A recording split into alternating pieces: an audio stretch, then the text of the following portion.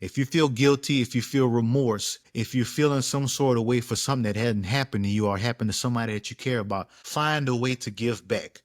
Romans chapter 12, verse 15 says, rejoice with those who rejoice, mourn with those who mourn. You want to show empathy? Be there in the gutter. Get down low, get down dirty, and lay in the mud with those that you are feeling survivor's guilt with. You know what? You feel bad about somebody losing their job? You need to go and be with them, right?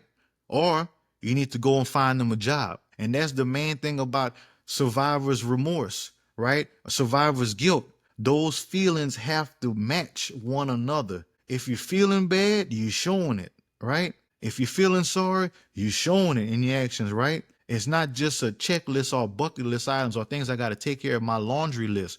No, it's not about that. It's about being there with those people, struggling with them, rehabbing with them, right? Talking to them constantly, right? Being positive, right? Give and it will be given to you. A good measure pressed down, shaken together, and running over will be poured into your lap. For with the measure you use, it will be measured to you.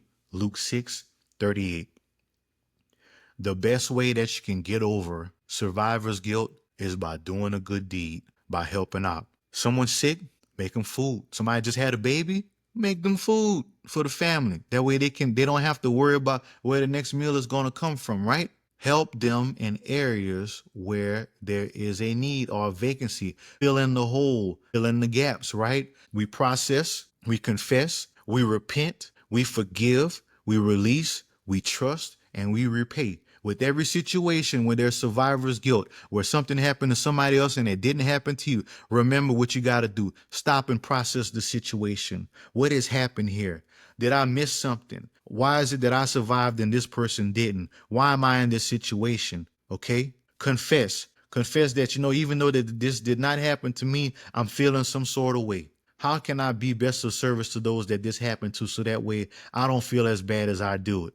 And if I should feel bad at all, am I making it about me? Repent. Once you confess, you've repent. And if you have to get it out your system, I feel bad. I sincerely feel bad for those things that are happening. However, I'm going to do the best that I can to make this situation the best for everybody involved. If I do believe the words that are coming out of my mouth, we forgive ourselves for feeling bad because none of this is our fault. None of this that happened to the other person is our fault. Is our fault. It's not their fault. We're going to forgive, and then we're going to release it to God. We're going to give this whole thing to God. Once we did all the preliminary work, we're going to put in a package, and we're going to give it to God. Whatever God brings back, we'll deal with it. But as far as we're concerned, it's over. We're going to move on. We're going to take all this trash, and we're going to look forward, knowing that God is going to deliver us all sides from this equation for us to get better on the other side. We're going to trust that it's going to happen once we do all those things. And then last, we're going to repay. I'm going to do everything that I can to make sure the peoples that were affected don't have it as hard. I'm going to work just as hard as if I was the person that was in that situation and what I would expect from somebody that would be helping me. And if we can do all those 7 things, and you know what's going to happen?